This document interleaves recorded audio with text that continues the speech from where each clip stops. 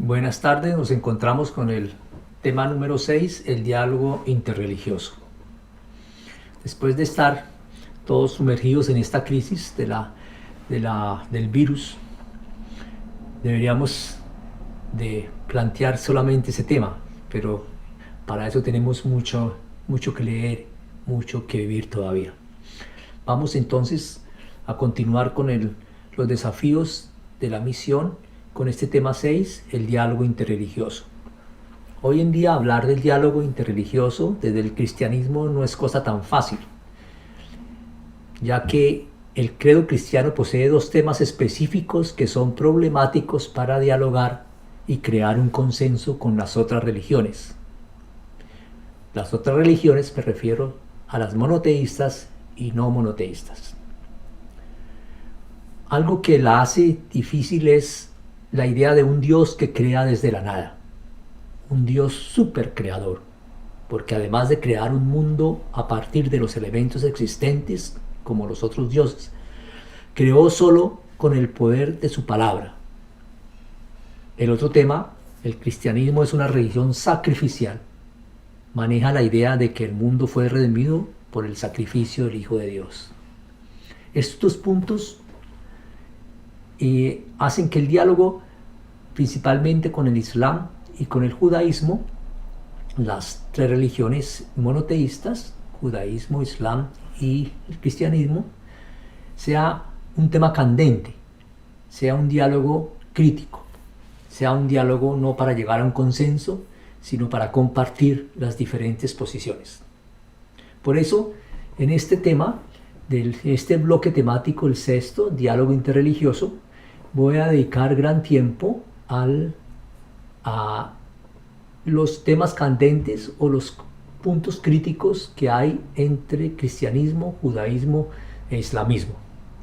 Y por último, voy a tratar un tema que tiene que ver con la realidad que a todos nos afecta a nivel religioso, y es la proliferación de grupos pentecostales y movimientos carismáticos dentro de las mismas iglesias, y cómo entablar un diálogo con esta realidad que cada vez es más grande, con estas iglesias que cada vez son mayoría.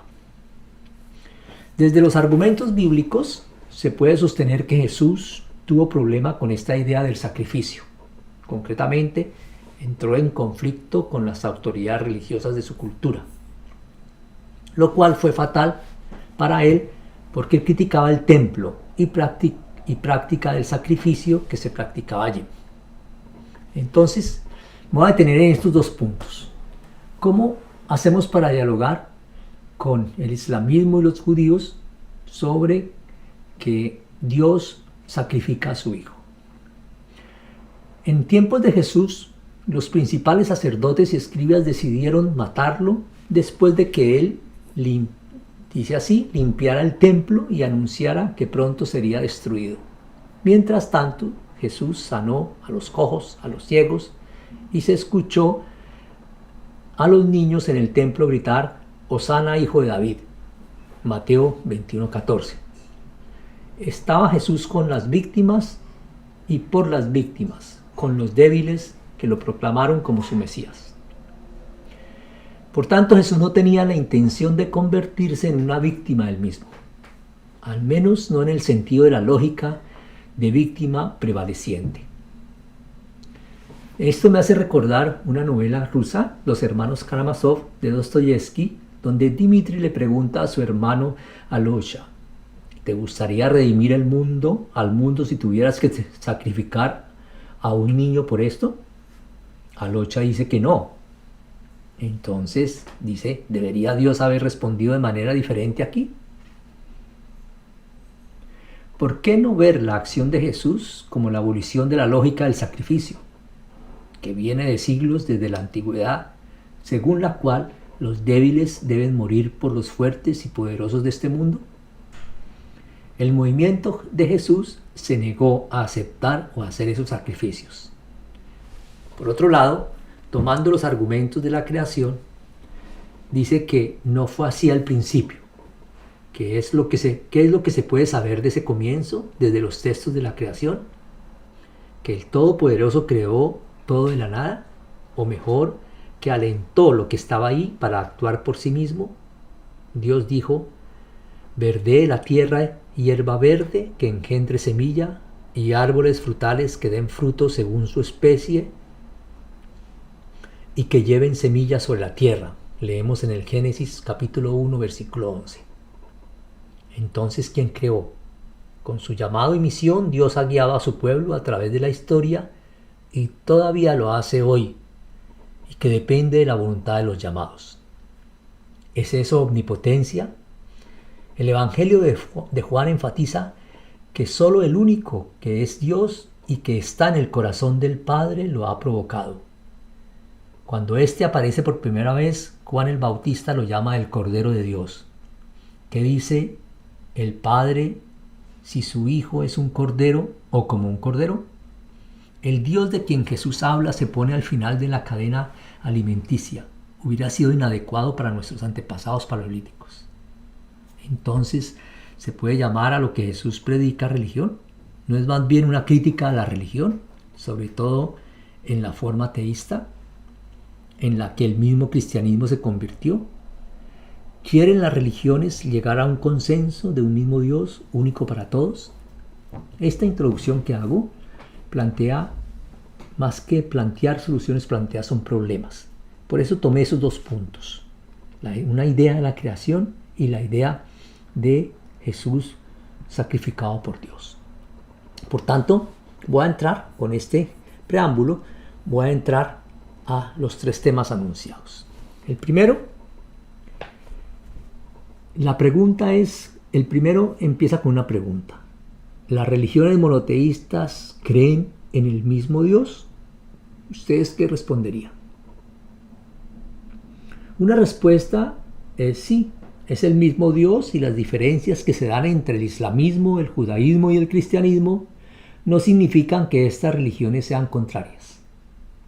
Es decir, hay una creencia en un absoluto, todas tres, pero hay diferencias, que no significa contradicciones. Esta pregunta no es nueva, pero connota algunos problemas. Depende cómo se enfoque. Podemos preguntarnos entonces, ¿creen todas las religiones en el mismo Dios? ¿Qué significa eso realmente? Si la pregunta se plantea desde el cristianismo, se debe suponer que no es en sentido politeísta. Esto significa que no hay múltiples dioses, de modo que una religión cree en una determinada deidad y la otra religión en otra, y que todas las deidades realmente existen. En ese sentido no es. Si se descarta esta opción, la pregunta tiene un significado diferente de lo que parece al principio. Entonces la pregunta es: ¿las imágenes de Dios y las ideas de trascendencia de las otras religiones también se relacionan con la realidad divina que creemos que está presente en el cristianismo? O por decir, en nuestra religión. O desde una visión exclusivista, podemos preguntar: ¿las otras religiones solo tratan con ídolos, quimeras, productos de la imaginación humana? ¿O en el peor de los casos, incluso contra poderes divinos y demoníacos? ¿Cómo se puede encontrar una respuesta adecuada a todo esto, para decir si las religiones monoteístas creen en el mismo Dios? Se puede basar la respuesta desde un acuerdo o desde la aceptación de las diferencias con respecto a las imágenes que cada religión maneja de Dios. Ese camino no es el adecuado, porque cada religión no posee el mismo concepto de Dios. Más aún, podemos decir que los cristianos tienen una imagen común de Dios. Mahatma Gandhi escribió en su época: no he conocido hasta ahora a dos personas que tengan exactamente la misma idea de Dios.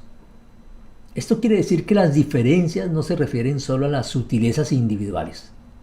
Tomemos a Jesús, Pablo y Tomás de Aquino dentro del cristianismo. ¿Tenían estos tres la misma imagen de Dios? Es muy difícil decir que sí. Jesús compartía el estricto monoteísmo del pueblo judío, de su cultura. En Marcos 10:18 lo encontramos. Tomás de Aquino representaba una doctrina de la Trinidad cristiana con una fuerte influencia trinitaria, y desde esos principios filosóficos habla de Dios. Y con Pablo, del evangelista, en la Biblia nos encontramos con una imagen judía tardía de Dios diferente de la de Jesús, que se caracteriza particularmente por su comprensión del rol o papel de Jesús en la vida de las comunidades cristianas. Entonces, no se puede decir que hay una misma imagen de Dios, inclusive dentro del cristianismo. ¿Y cómo decir entonces que va a haber una misma imagen? Pretender entonces que va a haber una misma imagen de Dios dentro de las religiones monoteístas. Pero ¿puede la fe o creencia en el único Dios verdadero expresar y testificarse de diferentes formas y de diferentes maneras? En principio sí. Si es verdad que Jesús, Pablo y Tomás de Aquino testimoniaron su fe de manera diferente. Me pregunto por qué no debería ser ese también el caso de Moisés, de Isaías, de Mahoma, de Buda. Claro, eso se puede aplicar a los otros y otras personas. El hecho de que los judíos y los cristianos crean en el mismo Dios de diferentes maneras a menudo se negó durante casi 2 milenios, pero desde entonces ha sido confirmado por muchos desde las dos religiones.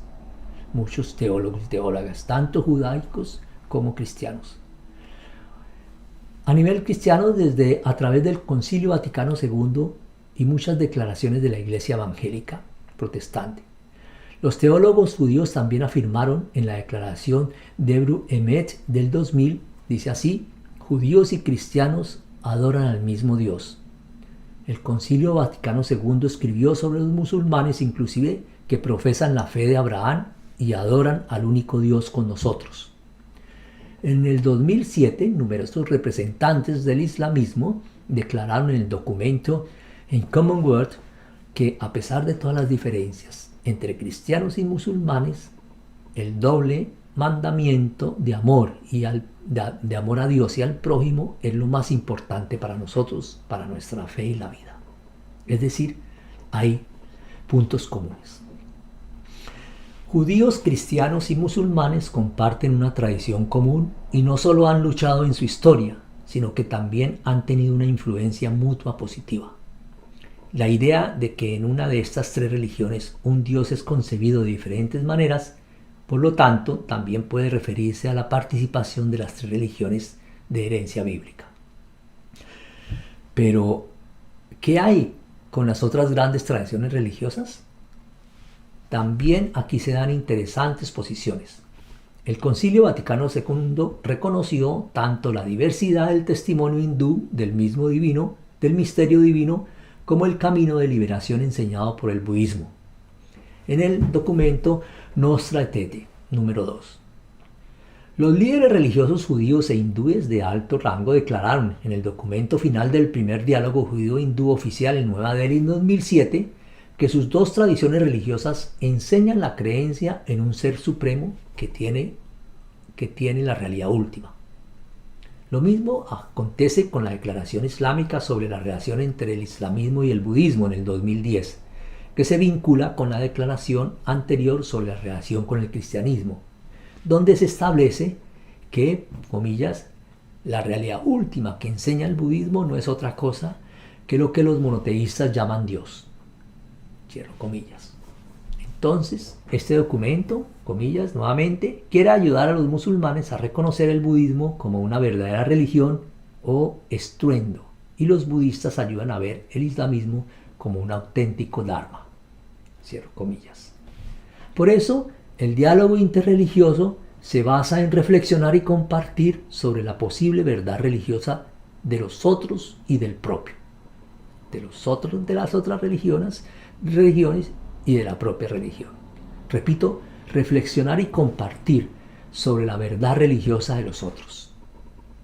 En un mundo plural, esto es muy importante, ningún credo religioso posee el patrimonio de la verdad. Muchos teólogos y teólogas estudiosos de las religiones mencionadas, de las tres monoteístas, han llegado a la conclusión a través de muchos estudios de las otras religiones, de que las religiones tienen de hecho diferentes creencias y experiencias con una finalidad última, que en las religiones monoteístas llaman de Dios. Las religiones son conscientes que el camino del diálogo no debe ser únicamente desde arriba, es decir, desde las jerarquías religiosas o desde los especialistas teológicos. Debe ser un camino desde arriba, sí, pero que se une a los caminos esbozados desde abajo, es decir, con el encuentro dialógico con las bases que profesan determinado credo religioso. Con esto quiero decir que las imágenes respectivas de Dios y la idea de trascendencia conducen a las personas a una expectativa que consiste en que la realidad divina no solo corresponde a las personas de una determinada religión. La trascendencia y el imaginario religioso son parte de la dimensión antropológica. Esto no contradice la creencia generalizada que poseen las religiones monoteístas, que Dios, debido a su misericordia infinita, se ha revelado a todas las personas. Esto está en Dei Verbum del Vaticano II. La tarea de la teología futura, la teología que se articula desde el diálogo interreligioso en todas las religiones, será la de analizar la diversidad concreta de cada una, en el testimonio de la única realidad divina más de cerca y comprenderla mejor, de modo que la abundancia de sabiduría, desafío y confianza contenida en ella para todas las personas pueda volverse relevantes para la vida y la construcción de la paz entre los pueblos. Ahora quiero pasar a un punto segundo, algunas referencias bíblicas, concretamente con el tema de Jesús. Entonces parto de una pregunta, que es como el título de esta segunda parte. ¿Pertenece Jesús solo a los cristianos o también a los judíos y a los musulmanes?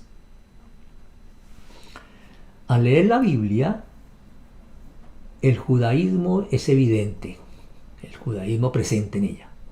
Somos herederos de una tradición religiosa judeocristiana.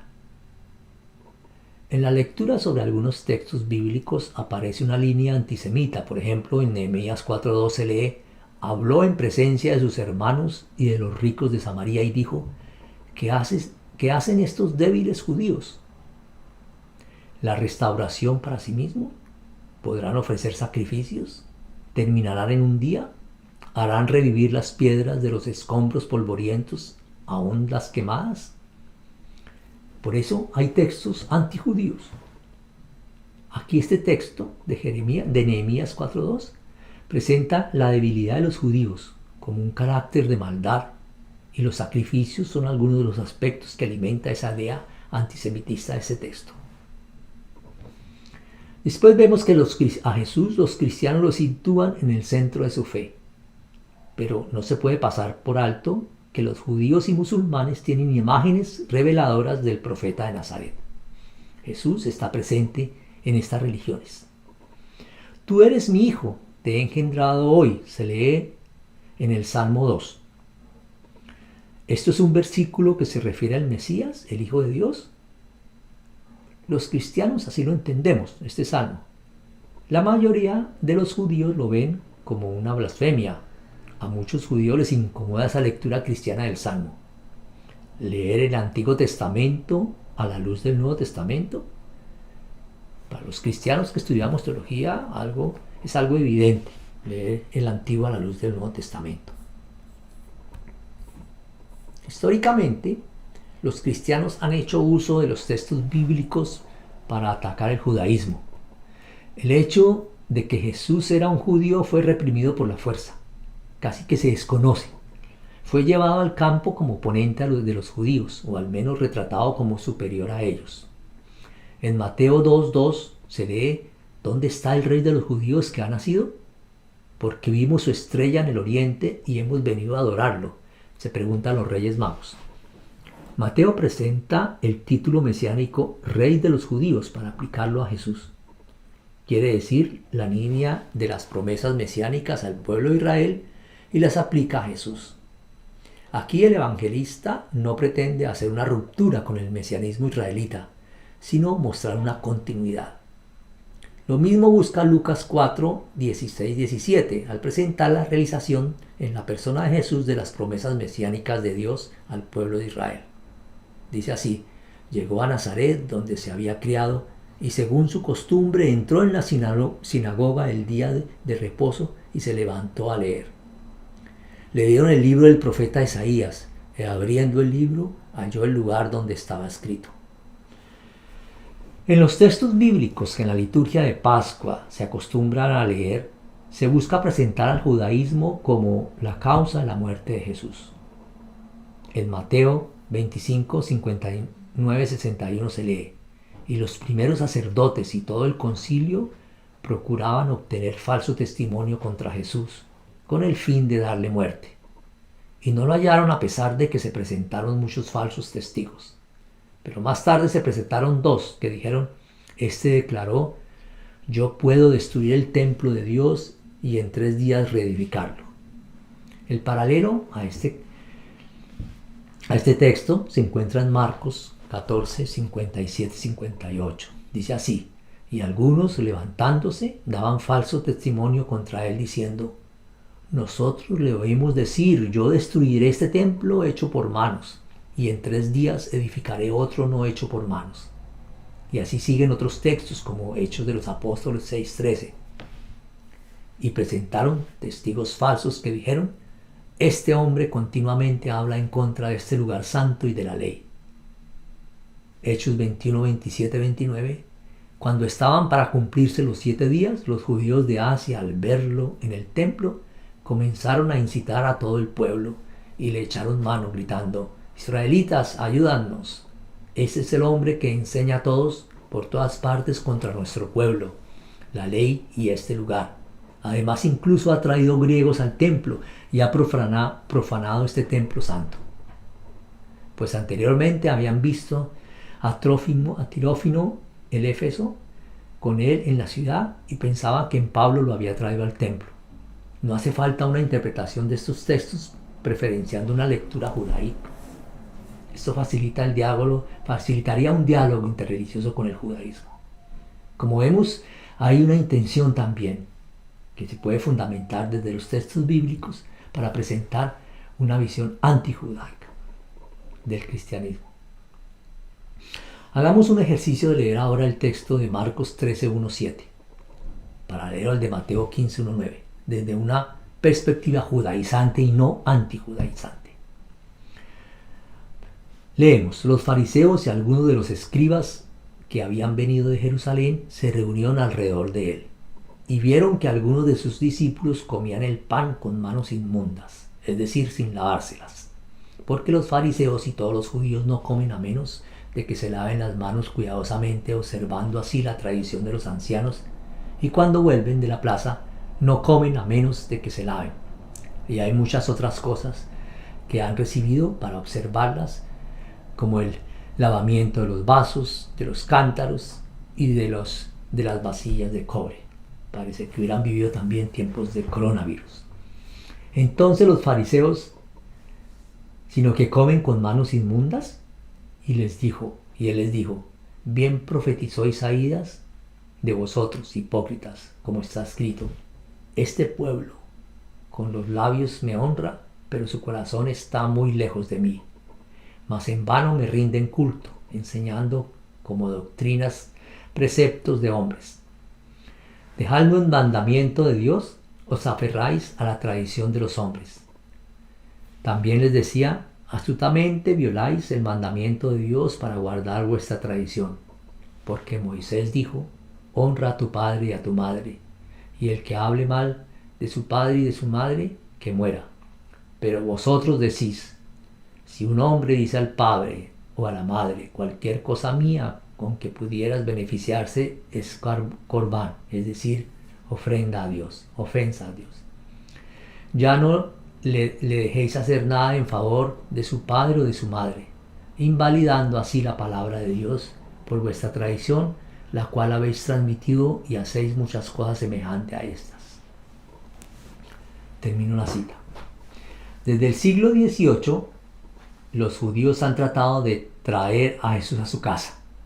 Para ellos Jesús es el profeta amonestador, es un luchador por la libertad, es el sionista mesiánico, un judío ejemplar. El rabino Walter Homolka dice: incluso después de 70 años de diálogo judeo-cristiano, los cristianos aún no han aprendido a hablar de Jesús de tal manera que el judaísmo no se evaluara. Jesús era un judío y solo puede entenderse como judío. El teólogo católico Magnus Strie de la Universidad de Freiburg también señala: Jesús nunca se describió a sí mismo como el Mesías o el Hijo de Dios. La cristología no refleja suficientemente la humanidad de Jesús y la herencia judía. La doctrina de que Jesús ha redimido a la humanidad con su muerte en la cruz como expiación es extraña, señala este teólogo. Vuelvo a la primera parte de la introducción. ¿Qué clase de Dios, se pregunta él, fue aquel que hizo tales sacrificios, matar a su propio hijo? Algunos oyentes se preguntan cómo las iglesias cristianas aún pueden afianzarse en tal teología. Streit, el teólogo, responde tomando un citado de Humberto Eco. Él afirmó: si el Evangelio de Dios encarnado no existiera, habría que inventarlo. Un Dios que baja a la tierra, baja para hacerse humano. ¿Cómo los cristianos creen y confiesan esta locura? Se presenta un riesgo. Nos basamos en la confesión de los primeros cristianos. Podría estar mal, pero puedo sacar algo de eso. Él podría entender. Si para los judíos y los musulmanes encuentran que la enseñanza de la encarnación de Dios va demasiado lejos, pero estas también son interpretaciones. En el caso del islamismo, la forma en que el Corán trata con Jesús es probablemente una de las preguntas de investigación más delicadas con el diálogo cristiano-musulmán. Afirma el mismo teólogo: no he encontrado un solo sura del Corán que contradiga la fe cristiana. Esto es sorprendente porque a primera vista el Corán parece polemizar contra los cristianos. Los acusa de incredulidad y los contradice con imágenes de Jesús. En particular, el Sura 4, 157f, según el cual los judíos no mataron a Jesús porque Dios lo crió para sí mismo, se consideró durante mucho tiempo como una negación de la crucifixión. Para este teólogo puede ver incluso la referencia a la resurrección. Los oponentes de Jesús finalmente no pudieron matarlo. Por cierto, muchos cristianos creían que Jesús solo murió en apariencia en el primer siglo antes de que esto fuera declarado herejía, y que el sufrimiento de Dios se volviera teológicamente significativo en un verdadero cuerpo humano. Y cuando se enfatiza en el Sura 5.75 de que Jesús y María comieron juntos, debe haber habido la convicción de que Jesús era tan divino que no sufrió, ni murió y no comió. Esta es una crítica a una aberración del cristianismo que solo puede ser feliz desde la perspectiva de hoy, afirma el mismo teólogo. Hoy el contenido de los ataques coránicos contra el cristianismo han quedado obsoletos. Se vuelve problemático cuando los musulmanes sacan del contexto las suras individuales y las usan contra los cristianos. Sura 5.48 ayuda en el diálogo interreligioso, nos presenta este teólogo cristiano. Si Alá hubiera querido que los hubiera convertido a todos en una sola iglesia, por lo tanto compitan entre sí en buenas obras. Tu regreso a Alá es todo, entonces Él te iluminará sobre lo que no estás de acuerdo. Sura 5.48. Así como el tema neurálgico entre cristianos y judíos es el mesianismo de Jesús, el punto de discusión más polémico con los musulmanes es la encarnación de Jesús. Para un musulmán es muy difícil responder cómo viene Dios al mundo. Inclusive, esa no es una pregunta que se debe hacer. Dios no viene al mundo. Es la pregunta que sirve para el comienzo del diálogo interreligioso entre cristianos y musulmanes, mismo que esa pregunta sea difícil de aceptar. En la autocomprensión islámica, Dios siempre ha estado en el mundo, entonces ¿por qué va a venir? Nunca estuvo ausente. La religión islámica nos recuerda que Dios está más cerca de nosotros que nuestra propia arteria carótida. El Islam vive de este recuerdo. Esta llamada de atención es para siempre. Mas para los musulmanes posee un gran significado ver la persona de Jesús como un maestro que desde su pobreza trae algo al mundo y que sigue un pensamiento maravilloso. Sé innecesario con lo que hay en el mundo, En ese sentido, Jesús fue el más rico en su pobreza que se puede imaginar. Es por eso que hay una gran cantidad de historias y tradiciones de Jesús en la literatura islámica que enfatizan este aspecto. El teólogo musulmán Al-Ghazali, por ejemplo, han transmitido el pensamiento atribuido a Jesús. Lo cito: el mundo es un puente, camina sobre él, pero no construyas una casa encima. Cierro la cita. Jesús y Mohammed fueron personas fuera de su tiempo para los islámicos. No los aceptaron en su sociedad. Esto no se puede desconocer, ya que hoy estos dos personajes religiosos los volvimos parte de la sociedad de consumo en que vivimos. Esto desconoce el hecho de que los fundadores y portavoces de las dos religiones no fueron en su época aceptados. Jesús de Nazaret, él era todo, solo que no era un hombre de su tiempo. Él y el cristianismo estaban increíblemente para la época desactualizados, fuera de su tiempo, no encajaban en el sistema. Lo mismo pasa con Mohammed, nos dice ese teólogo musulmán. Él era extraño, un extraño. Nadie lo vitoreó, especialmente los habitantes de Meca que tenían poder en ese momento. Pero de eso se trata la religión, no estar de acuerdo con un tiempo, con su tiempo, no solamente al espíritu de la época, sino desafiarlo. Mahoma probablemente causó tanta resistencia en su entorno como Jesús, porque, entre otras cosas, representaba un mensaje provocativo. Si te acuerdas en la tumba, no pienses que es el final.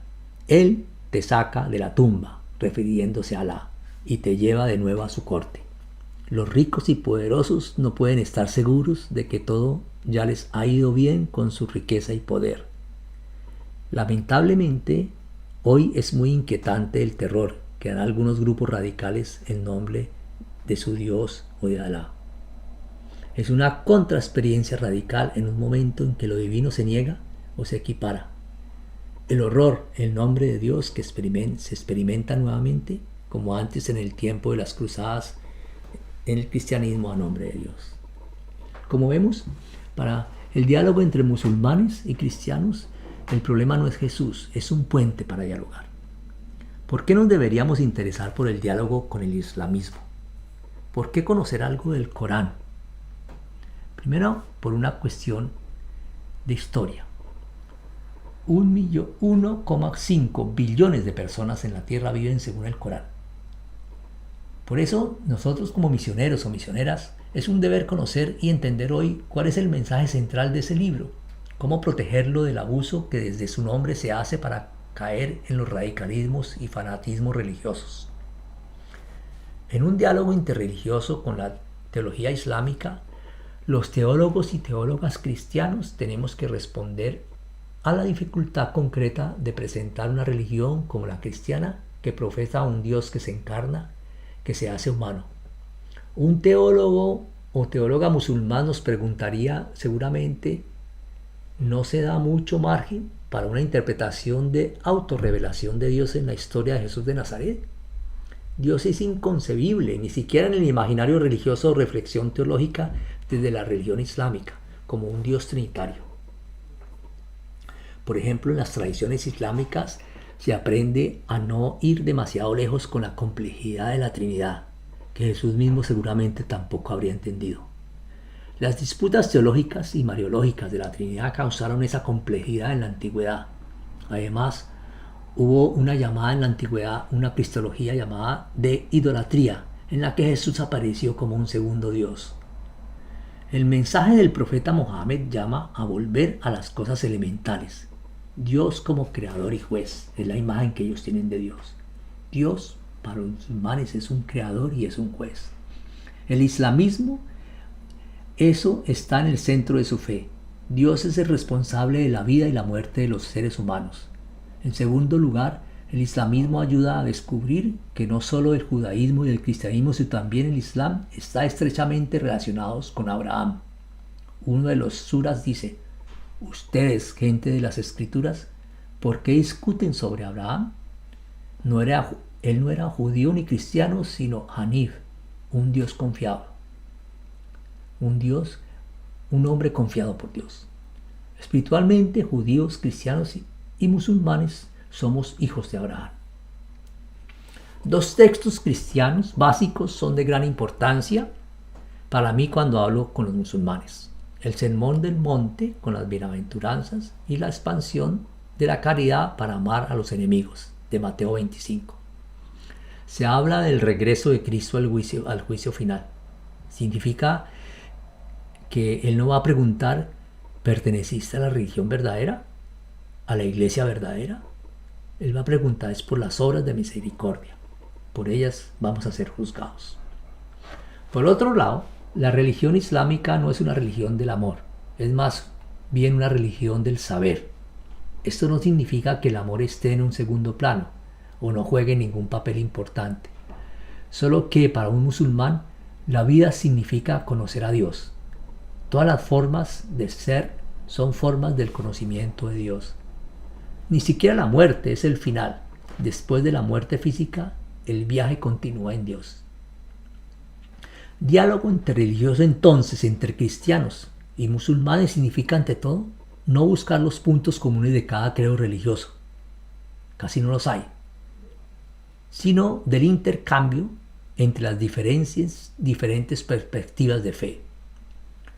Un sure del Corán es relevante para este diálogo, el 1094, donde el profeta Mohammed dice: si tienes dudas sobre lo que hemos revelado, pregunten a quienes han recibido las escrituras antes que usted.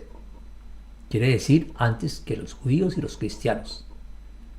Las tres religiones se entienden así desde la perspectiva de un conocimiento común. Juntos, me refiero a las tres religiones, están llamados a defender la preservación de la creación como la dignidad de la persona humana. Y en eso hay mucho que dialogar. Por último, quiero entrar en un tema que se ha trabajado mucho en las últimas décadas en América Latina y que lo titulo El nuevo sonido del cristianismo a nivel mundial. Quiere decir que no es solamente América Latina, es África, es Asia, es Europa. En África, Latinoamérica o en Estados Unidos asciende la fuerza de los movimientos carismáticos y las iglesias pentecostales. En una celebración pentecostal, creo que ustedes las conocen, han ido por curiosidad, o en una celebración carismática de las mismas iglesias católicas y demás, se puede participar de una escenificación con mucha energía. Se trata de una celebración viva, ruidosa, atractiva, nada tradicional, ordenada, comedida. Aleluya, sí Señor, aleluya, gracias Señor, gracias, te alabamos Señor, aleluya. Manos extendidas en el aire, al sonido de música rock de una banda al vivo. Algunos tartamudeaban, temblaban, caían al suelo, otros reían, celebraban, hablaban en lenguas. El predicador en el escenario calienta la atmósfera. Estas escenas no son más para nosotros algo de película, es algo que se ve en muchas esquinas de nuestras ciudades. El rápido surgimiento de las iglesias pentecostales y los nuevos movimientos religiosos en el siglo XX y su constante crecimiento en el actual milenio está sacudiendo el equilibrio del cristianismo de Occidente. Mientras que en 1910 el 80% de los cristianos todavía vivían en Europa y América del Norte, en las últimas décadas el foco de atención del cristianismo se ha desplazado claramente al sur global, donde en la actualidad el 60% de todos los cristianos del mundo se encuentran en casa. En ese mismo periodo, el número de seguidores de los movimientos de renovación carismática e iglesias pentecostales también ha aumentado de 1 millón en 1910 a 600 millones en el 2010. La tendencia aumenta. Brasil, Estados Unidos, China y Nigeria, con un total combinado de 272 millones de personas pentecostales, carismáticas e independientes son los más populares.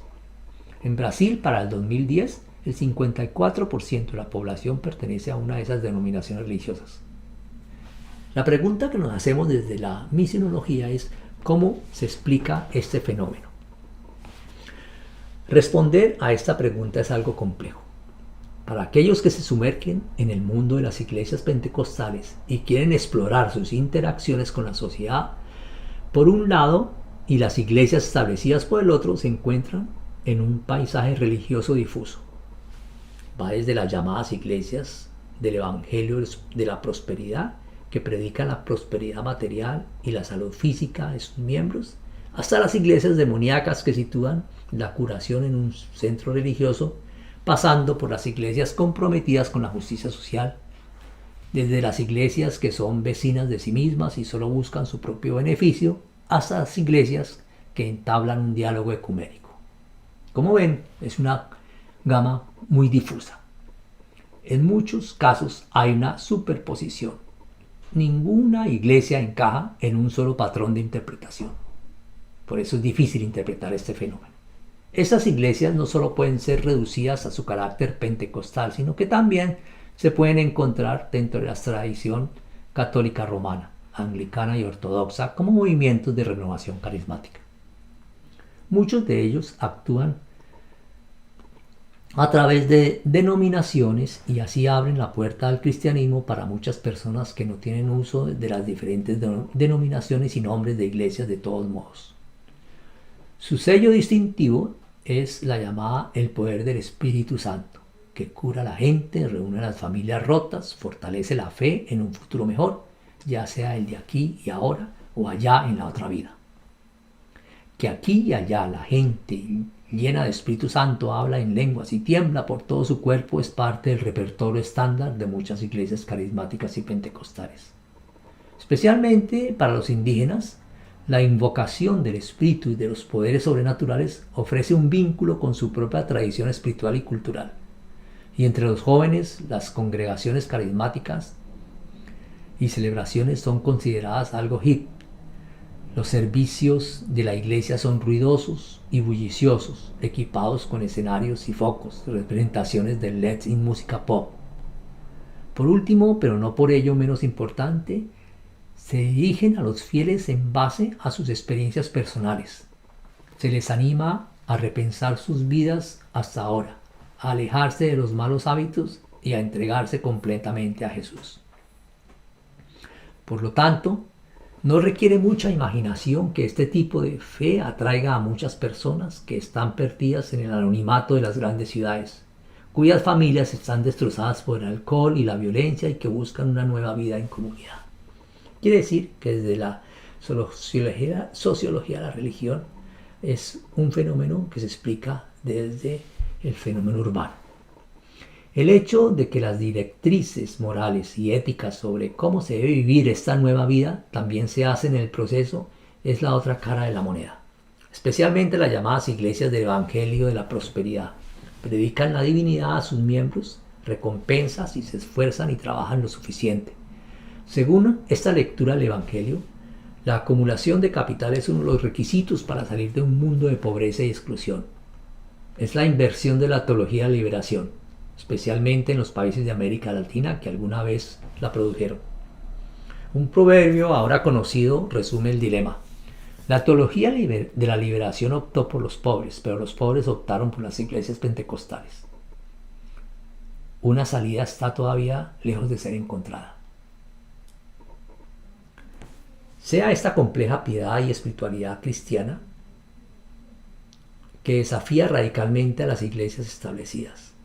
El éxito de las iglesias pentecostales es una de las 10 tendencias que están revolucionando la Iglesia Católica, en particular en la actualidad. Las razones de la gran afluencia a las congregaciones carismáticas se puede ver, entre otras cosas, también en la falta de atención que las iglesias establecidas prestan a sus miembros, en la falta de sacerdotes y en las estructuras jerárquicas y patriarcales de la Iglesia Católica. Es decir, una iglesia jerarquizada y patriarcal aleja a mucha gente y no está actualizada con los tiempos. En particular, las iglesias establecidas carecen de éxtasis, de experiencia verdadera de Dios, con la cual las iglesias pentecostales aprovechan un instinto no religioso entre las personas. Por eso no hay que ver solamente lo negativo. La creciente presencia de iglesias pentecostales y movimientos carismáticos levanta un gran desafío a las iglesias tradicionales. coloca a los cristianos en el medio de una pluralización religiosa y les pregunta qué lugar ocupan en la oferta religiosa que ofrece el mundo moderno. Un conocimiento estereotipado, arrogante y no actualizado de los movimientos carismáticos e iglesias pentecostales no seguirá ayudando a entender un fenómeno religioso que aumenta. Diálogo. Diálogo con un fenómeno que surge del mundo moderno, del mundo urbano, pero también se trata de un diálogo crítico. Por ejemplo, el que no se puede compartir y además es teológicamente incorrecto una lectura literal de la Biblia. O ser muy críticos con la teología del dinero, que se enfatiza incluso en la mentalidad neoliberal, pero también se dan aspectos que el carismatismo y el pentecostalismo enseñan a las iglesias cristianas, como el poder de la curación, la vitalidad litúrgica y la desjerarquización o protagonismo de los y los funcionarios no religiosos. Muchas gracias.